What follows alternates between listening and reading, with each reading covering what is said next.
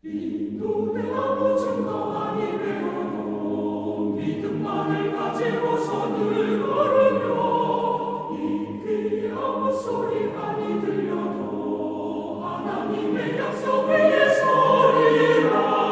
걸어가세 믿음 위에 서서 나가세 의심 버리고 걸어가세 믿음 위에 서서 눈과 귀에 아무 증거 없어도.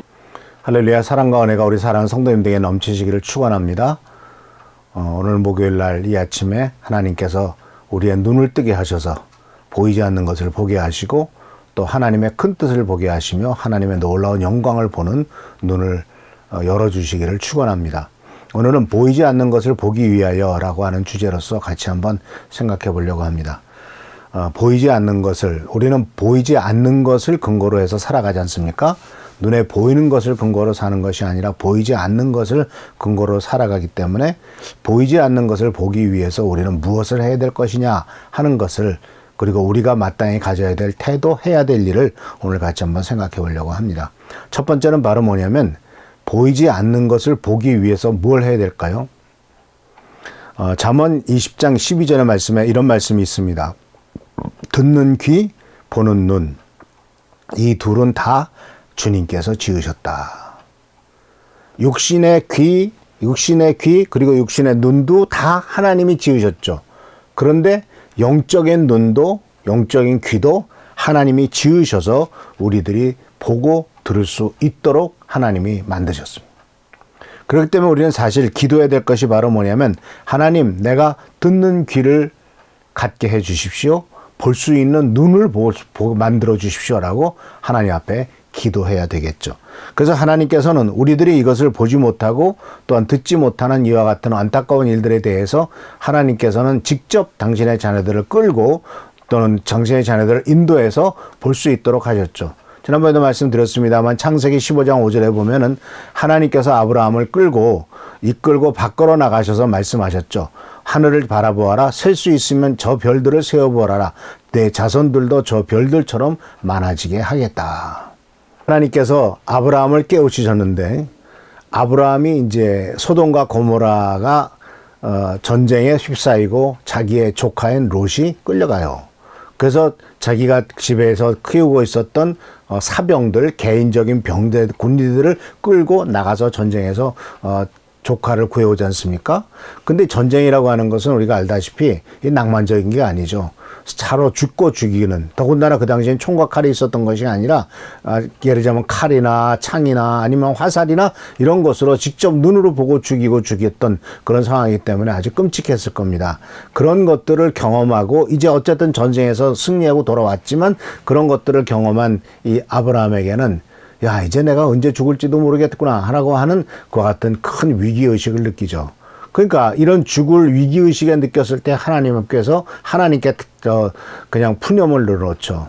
이제 나에게 남은 거라고는 저 어렸을 때부터 내가 키운 엘리에셀이라고 하는 종놈밖에 없습니다. 그 종놈에게 내 재산은 다 물려줘야 됩니까? 라고 하나님 앞에 푸념했을 때 하나님께서는 아브라함을 밤에 깨워서 이렇게 밖에 나가서 하늘을 바라보면서 하늘을 바라보아라 라고 보는 눈을 뜨게 해주셨습니다. 자, 이 보는 눈을 뜬다는 것 생각해 보세요. 매일 밤 아브라함은 하늘의 별을 봤을 겁니다. 그런데 아브라함이 본 별은 멋있고 찬란하게 빛나고 그냥 은하수가 정말 멋지고 굉장히 멋있었을 겁니다. 그런데 하나님이 눈을 뜨게 하시는 것은 무엇일까요?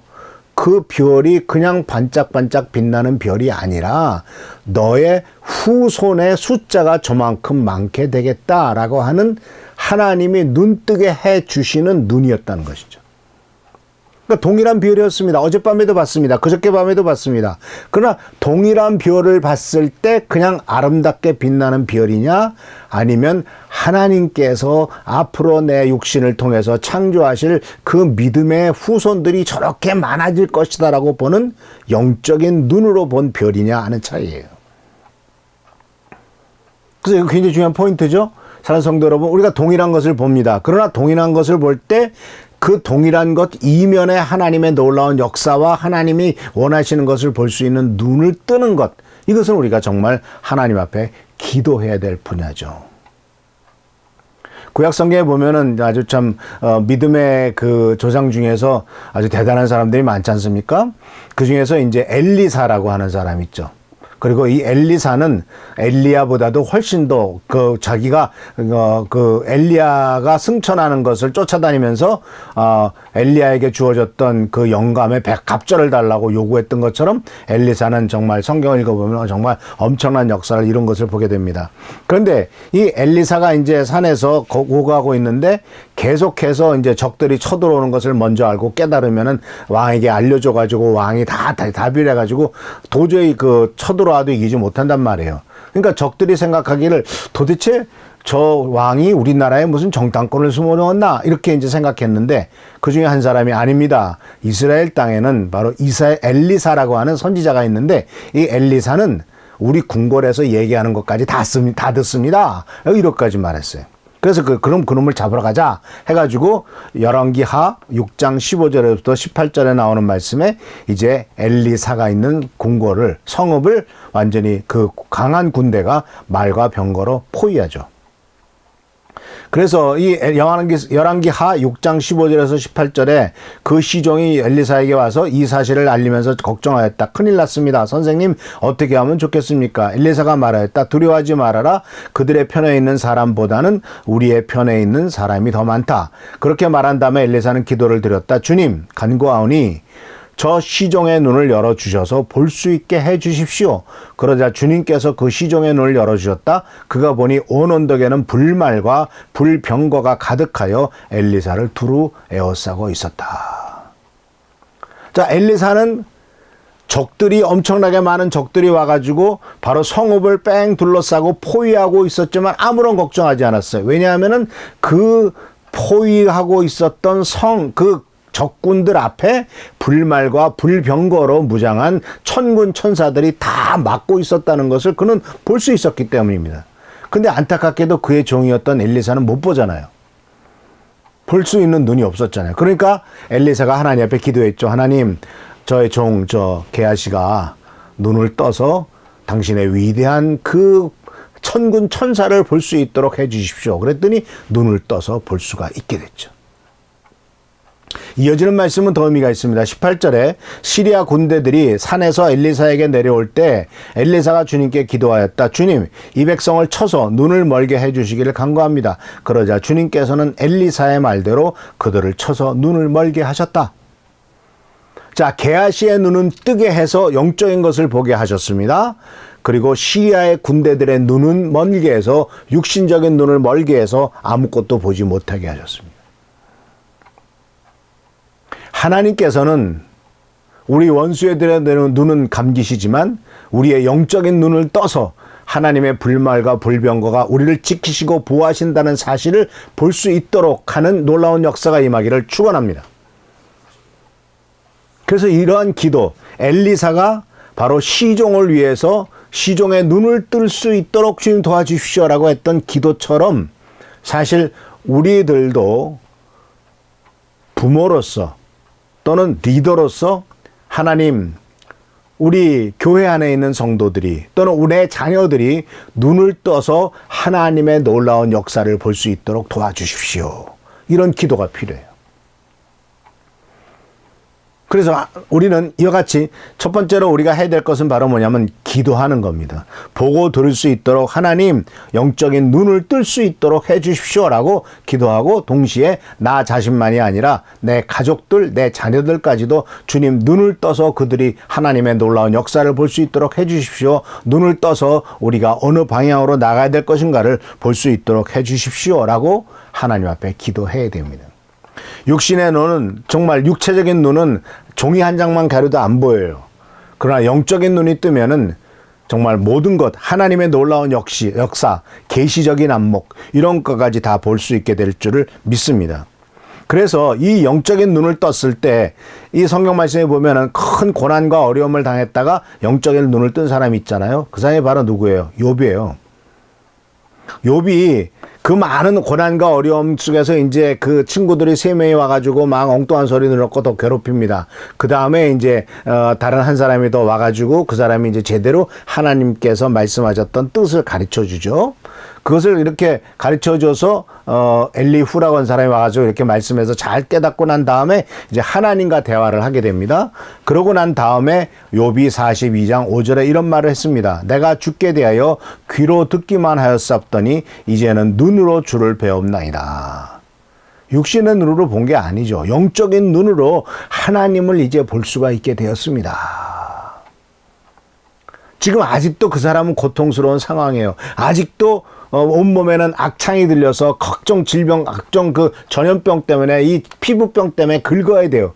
그리고 과거 이미 자식은 다 죽었고 모든 재산은 다 날아갔어요. 아직 다시 그가 회복된 게 아니에요. 그럼에도 불구하고 하나님의 말씀 속에서 하나님을 만나서 모든 상황을 이제 깨닫게라고 된 다음에 하는 얘기가 지금까지 내가 주님에 대해서는 귀로 듣기만 했지만 이젠 눈으로 주를 봅니다 라고 말했고, 이러한 고백이 있고 난 다음에 한 단계 회복의 길로 나가는 것을 보게 됩니다. 그러니까요, 우리가 육신의 눈으로 보면서 왜 이래 그러면서 계속 불평불만만 들어주면 해결되지 않습니다. 어렵고 힘든 상황이 있다 할지라도 주님, 내가 내 귀로 들었던 주님이 아니라 내 눈으로 보는 영적인 눈을 떠서 주님의 역사를 볼 수 있는 은혜를 주시고 영적인 것을 볼 수 있는 하나님, 바로 영안을 열게 해 주십시오라고 기도할 때 하나님께서는 놀라운 축복을 허락하실 것이고 그것이 우리 인생의 모든 문제의 회복의 출발점이 될 것이다 라는 사실입니다. 그래서 영적인 눈을 뜬 사람은 겉에 나타난 것을 그렇게 크게 중요하게 여기지 않죠. 고린도후서 4장 16절에 사도 바울은 이런 말을 했습니다. 그러므로 우리는 낙심하지 않습니다. 우리의 겉사람은 낡아져가나 우리의 속사람은 날로 새로워집니다. 자, 나이가 70, 80, 90, 100 이렇게 돼가면은 정말 점점점 추해지죠. 얼굴도 다 쭈글쭈글해지고, 그렇죠. 몸의 피부의 탄력도 다 없어지고, 여자분들은 정말 그 고왔던 얼굴도 다 없어지고, 화장을 안만 해도 소용없고 그렇게 되죠. 겉사람이 낡아지는 겁니다. 정말 손에도 검버섯이 많이 생기고 얼굴에서 검버섯이 생기고 점점점 추해지죠. 그런데 사도 바울은 겉사람은 낡아가는 건 당연하다. 그리고 그것을 보는 것 갖고 실망할 필요가 없다. 왜냐하면은 우리가 영적인 눈을 떨어 봤을 때 겉사람이 추해지고 낡아지고 또 눈썹이고 뭐 이렇게 와잠이 생기고 이렇게 주름이 생기는 것에 대해서 고통스러워하지 말고 너의 영혼은, 너의 속사람은 날로 새로워지는 것을 보고 기뻐하고 희망을 가지라고 말씀하고 있는 거죠.